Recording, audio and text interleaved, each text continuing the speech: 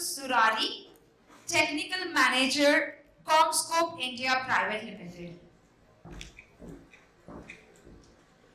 As Technical Manager, India West and South Region for Commscope India Private Limited, Gokul provides technical and engineering support for Commscope infrastructure solutions. Over to you, sir. Thank you so much. Good afternoon, everyone. Thank you, sir, for setting up the ground. You have made the momentum of this event. Okay, so the transition is happening very quickly, right? So we are also seeing technology refresh every 2 years, every 3 years. Growth is happening very quickly, either personal or professional growth. COVID has taught us so many things. So let's see what is happening again. Mentioning on the cloud, somebody asked me that whether keeping data on cloud is safe or not, right?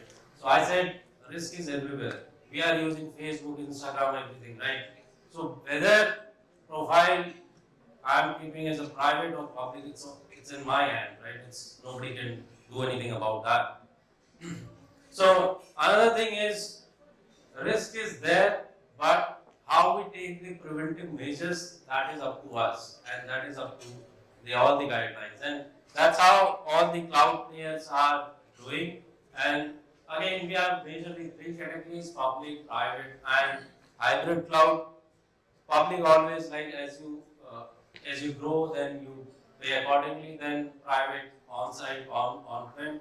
Like what we have seen is after COVID, a lot of organization has realized or opted on the hybrid cloud kind of environment. So that's where these players came into the picture, especially on the private cloud side. Dell, IBM, SAP, these are the players who are really getting into it, and they are providing services from so many years now, right?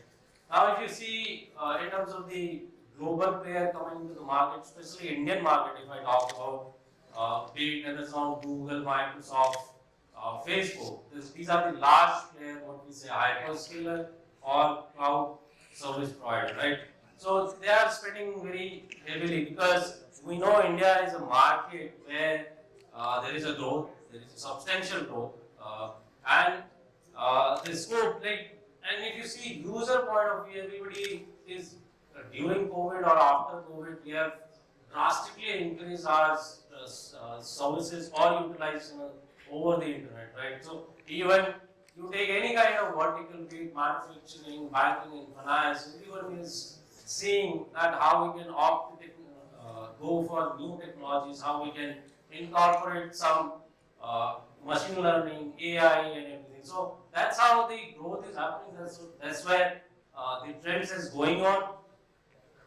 And yes, what hyperscaler providing as a service, definitely they are not providing visa as a service. That's a different thing. So what happens is, if I need to make a pizza, right, at my home, so there are multiple way of doing it. That's what the market is doing. So one thing is, if I need to make everything at home, I need to do everything from the scratch. Another option is I can take the raw material and then bake the cake. And third thing is, if I take the pizza delivery, but the platform I'm using my own platform. Then the last option is just take my mobile, go out, and then have a pizza and then come back. So even you don't need to carry a wallet because you can pay through UPI. So that's how the change is happening. That's how everybody is going that direction. The same concept applies to hyperscaler also. They have all the models provided, all the cloud data center provided, they have all the models.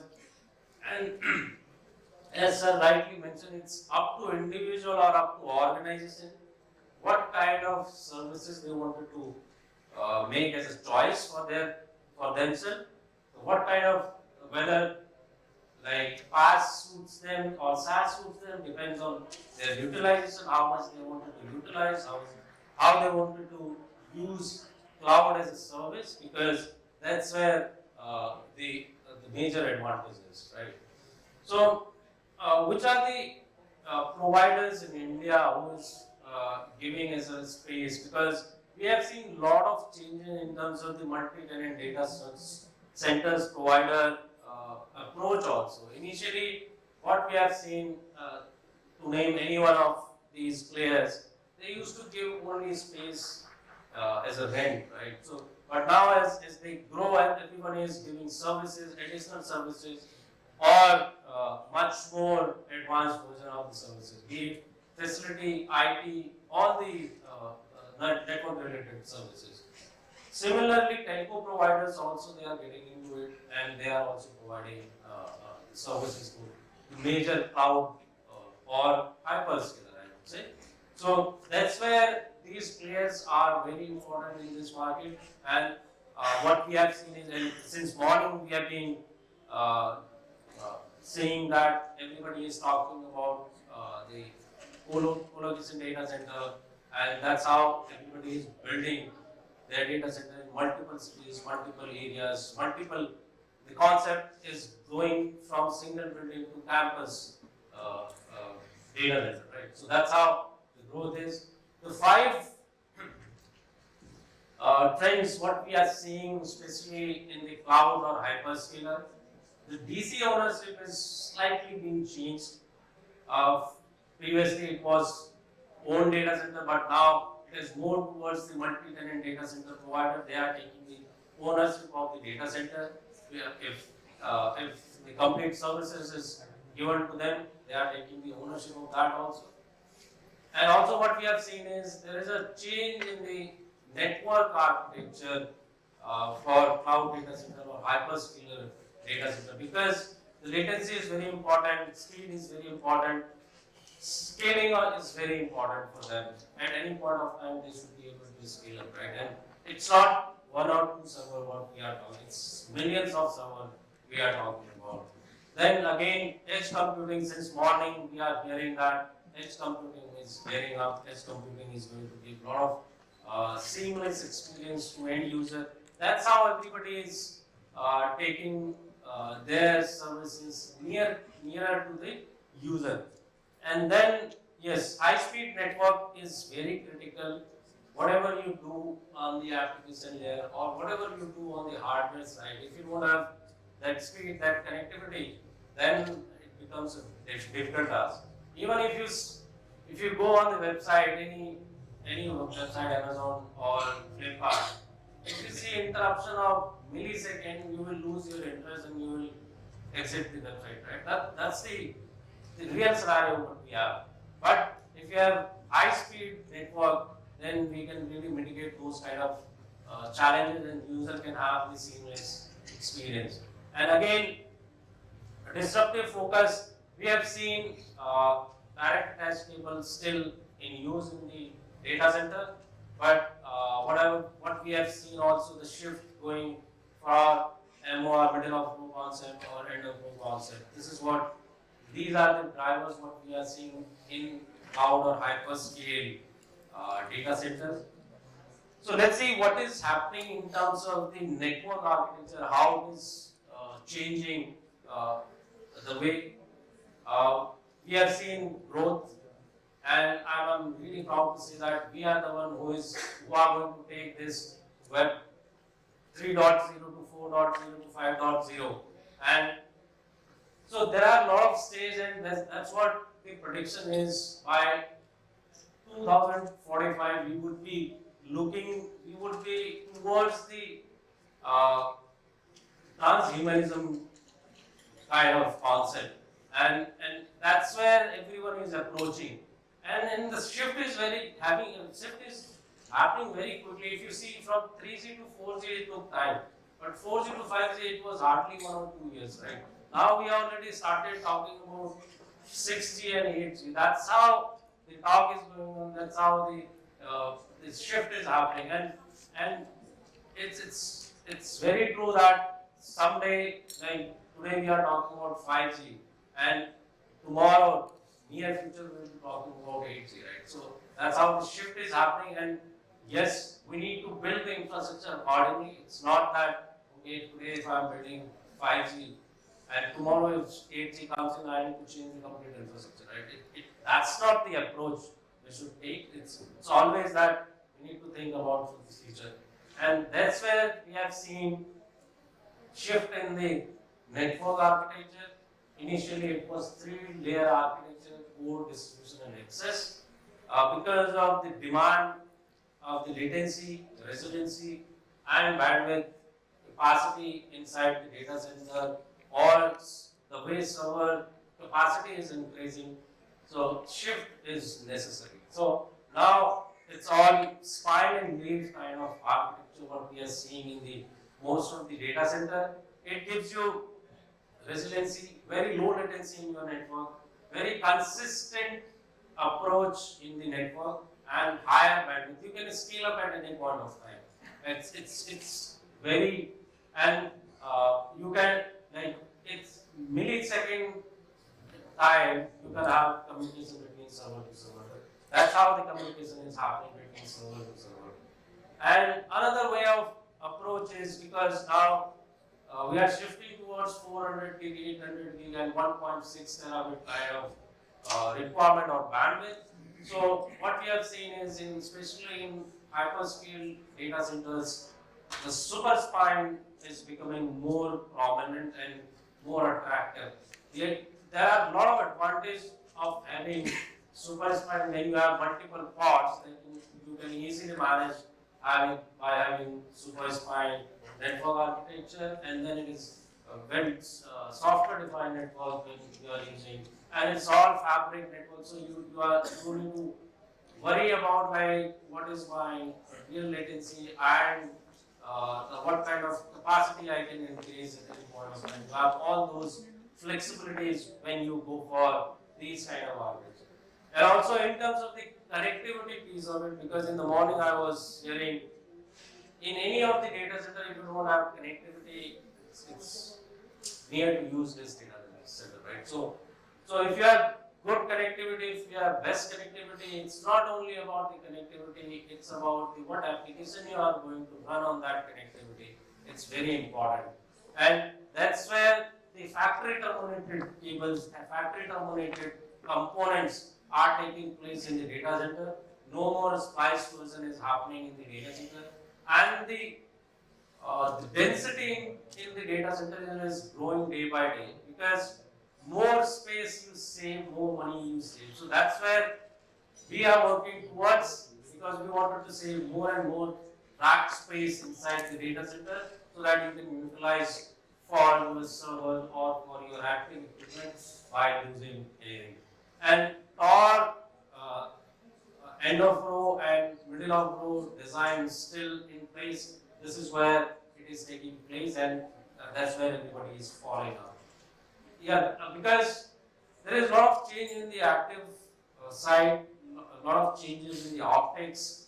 That's where the high bandwidth, high capacity switches are taking place, because of which MOR and EOR concept is becoming more and more familiar and more easier to manage the dense data center. It's not like you have only 10 patch cords or 10 fiber connectivity. It's thousands of fiber connectivity, thousands of copper connectivity, right? So that's where the approach is going. So let's see what is happening in terms of the speed side, how we are going, because everything is directly related to your capacity, your density of the network, right? So if you see automation or automotive industry, we are seeing shift from 5G to 10G or 10G to 50G. But if you see the enterprise data centers or campus kind of data center, we are seeing the shift from 100 gig to 400 gig. That's where a lot of complications comes into the picture when we connect all the devices together. How do we connect? How do we trace those cables? How do we manage those number of dense environment? Are we keeping all the track day by day? Are we making spreadsheet, or is there any other mechanism to manage those data centers? And when we talk about the service provider and cloud provider, 400G already being deployed in India. we are seeing shift towards the 800 gig. That's where the criticality comes into the picture, and what we are seeing is 1.6 terabit will fall very soon, and that's how the shift is happening all inside the data center. It starts from your application layer to your hardware to your network to your servers to your even your cabling what you are using. It is also equally important to align with this kind of requirement, right? So everybody is moving towards the 16 fiber kind of thing, because switch capacity depends on majorly two things. One is how many lanes you have, and then how much throughput you are putting on that lane, right? What we have seen is from your 128 lane to 256 lane is already there, already there in the market. What we are doing is we are increasing the lane rate from 25 gig to 50 gig, 100 gig. We are able to achieve more data rate in the same switch capacity. We are not increasing this footprint of the switch. We are just increasing the lane rate so that we can pump in more data in the same port, right? And then we will have more breakout kind of connectivity in this kind of scenario where we have more dense environment. And this is how what we are seeing towards the 16 fiber connectivity, because if you see the 800 gig port, when you are running 8 lanes of 100 gig, then you need 8 fiber to translate, 8 fiber to receive. That's where the 16 fiber is becoming more prominent. And these are the major connector what we have seen in the data center so far. 12 fiber, 24 fiber, 8 fiber. But newcomer is 16 fiber, because of looking at the 800 gig or 1.6 terabit kind of connectivity, it is going to be 16 fiber, and it is going to be on multi-mode APC, because APC has better mating losses. So that's the reason MQ16 would be on angle connector. And another new development is we have seen duplex NC connector. Another newcomer is SN connector, which will double the density in the same environment. So that's how the development is happening. The major challenges when you have any data center, the first is application speed. At any point of time, we need to reduce the channel losses. There are multiple connector options available, and there are channel lengths which we need to consider. Modulation is happening different way, NR set, PAM4, and then again, how much downtime we can afford in the data center. That's how everyone is approaching. So that's where what we call is propel solution. It gives that kind of flexibility, that kind of momentum in the network. You can scale up at any point of time from 10 gig to 40 gig to 100 gig to 400 gig to 800 gig to 1.6 terabit. So that's the scalability what we have, and we have multiple options and variant available. So again, being in this community, we are also equally responsible for social and community. So that's where we are also talking about sustainability. We have done a lot of changes in terms of the packaging, reducing the plastic use. We are doing a lot of cardboard packaging, recyclable cardboard packaging. That's why we are able to give back to the community, so that wherever possible we can do. And 16 fiber is going to lead next generation data center, because it is going to be efficient, effective, and end-to-end APC will reduce the channel losses. Data center is going to be very high dense environment. So from in one U we can have 144 fiber ports. That's kind of density we are talking about now. So multi-mode, single mode, the kind of shift we are seeing. So all the options we need to think about it. And so these are the couple of key takeaways. Like high performance virtualization is happening, faster switch to server communication, high upstream backbone, rapid extension capabilities it should have in the network, and 16 fiber MQ is taking place. So this is all from my side. If you have any question, I'm here available. Please do visit Commscope stall. We have a lot of products available. Please do visit and see if it helps you, and if you need any information, you can connect with me. Thank you so much. Thank you so much, Gokul. And